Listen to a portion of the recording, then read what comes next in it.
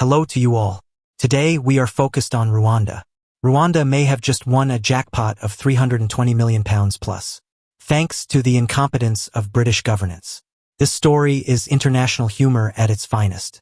Rwanda is undoubtedly the best chess player in Africa. Another way of looking at it is, Africa is taking its colonial look back from the British looters. A surprise reparations moment come relatively early. Rwanda has said, it is not required to refund the UK after a multi-million-pound migrant deal between the two countries was scrapped. Please subscribe to the channel. Thank you very much. Let us carry on by taking a listen on this video. I will comment after the video. From Rwanda, the country famous for its migration deal with the UK. The previous British government had signed a deal with Rwanda. Any migrants coming to the UK illegally would be deported.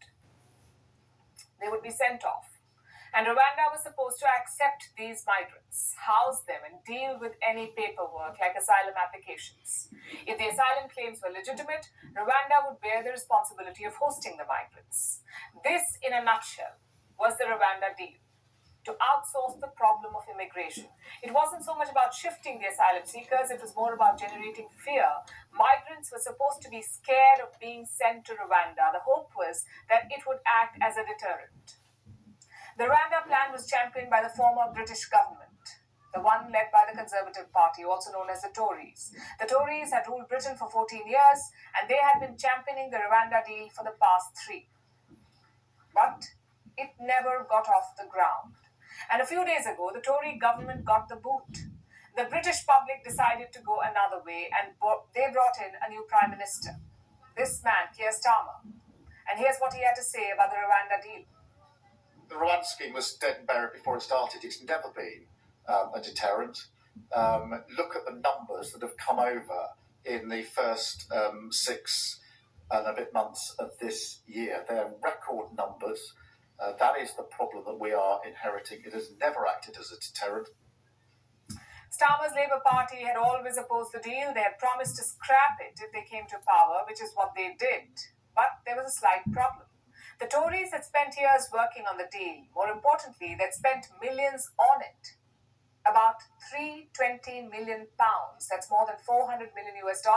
That is the amount the Tories had already spent without deporting a single illegal immigrant.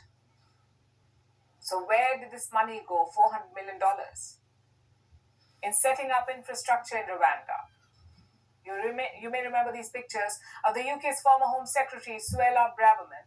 Last year, she was looking at some under-construction buildings in Rwanda. Well, those were built with British money, given to Rwanda by the Tories. You can understand why she's not pleased about getting the plan scrapped. Most have seen Keir Starmer, install his government, scrap the Rwanda plan, for example. Years of hard work, Acts of Parliament, millions of pounds been spent on a scheme which, had it been delivered properly, would work. You don't know if it would have worked, but the money was spent. So is there any way to undo that, to get a refund? And Britain was looking into this. Rwanda's president, Paul Kagame, had said that it could happen. He'd said this in January. So perhaps the UK was hoping it would all work out. But then, a Rwandan government spokesperson set the record straight. Actually, it is the UK government that has terminated the treaty and not Rwanda. This was not a loan given to Rwanda. This was money sent to Rwanda to carry out specific actions. These actions have been carried out. There is no reason why these funds should be returned. As far as the permanent dwellings, it was stipulated that Rwandans share them with the migrants. Today, the migrants are not coming anymore. Rwandans will live in those dwellings. So Rwanda has no intention of giving the money back, and the houses that were built, the ones Braverman had examined so carefully, will now be going to Rwandan citizens. And this is a win for the African nation, and maybe add a lesson for London.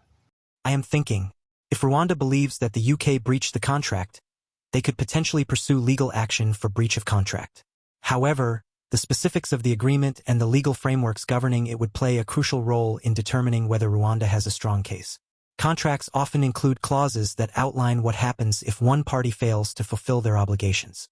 If the agreement between the UK and Rwanda included such provisions, Rwanda might have the grounds of not only keep the money, but might have the grounds to seek compensation too. On the other hand, international agreements can be complex, and the political and diplomatic implications might also influence the decision to pursue legal action. It's a nuanced situation, and both legal and diplomatic considerations would need to be carefully weighed. What do you think Rwanda should do in this scenario? Please share your thoughts in the comments section. Your comments might start a conversation. I reckon the scraping of the migrant deal could strain relations between Rwanda and the UK. Here are a few potential impacts. I can already see diplomatic tensions brewing. Rwanda might feel aggrieved by the UK's decision to cancel the deal, especially if they had already invested resources in preparation. This could lead to diplomatic friction. There is also economic concerns. This deal involved such a significant financial commitments. With the cancellation, Rwanda might face economic repercussions, particularly for those who were employed or contracted for the project. This is such a high-profile agreement. Trust issues could affect any future collaborations, and major decision-making for the two nations could be challenging. I almost guarantee both countries are going to be facing attention and scrutiny from their respective publics and international communities. How they handle this problem could affect or influence their diplomatic strategies. No doubt, both nations might seek to manage the situation diplomatically to maintain broader bilateral relations.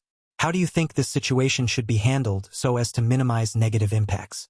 Again, I ask you to drop your thoughts in the comments section. I am sure it will generate much interest. By the way, Rwanda and the UK cooperate in several key areas beyond the now-scraped migrant deal. Here are some notable areas of collaboration. 1. Trade and investment.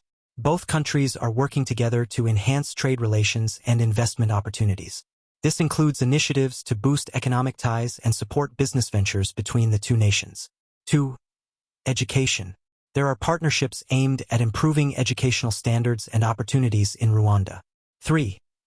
The UK and Rwanda collaborate on healthcare projects to improve medical services and public health infrastructure in Rwanda. The UK supports various infrastructure projects in Rwanda, helping to develop essential facilities and services. 4. Anti-corruption efforts. The UK has been involved in supporting Rwanda's efforts to combat corruption, including partnerships between institutions like the UK Office of National Statistics and the National Statistics of Rwanda. 5. Diplomatic and strategic support. The UK provides diplomatic and strategic support to Rwanda, including military training and aid. The two countries do collaborate on important issues, which for the most of the time do benefit Rwanda enormously. The UK Prime Minister announced at the weekend that the plan to deport some asylum seekers to Rwanda was dead and buried.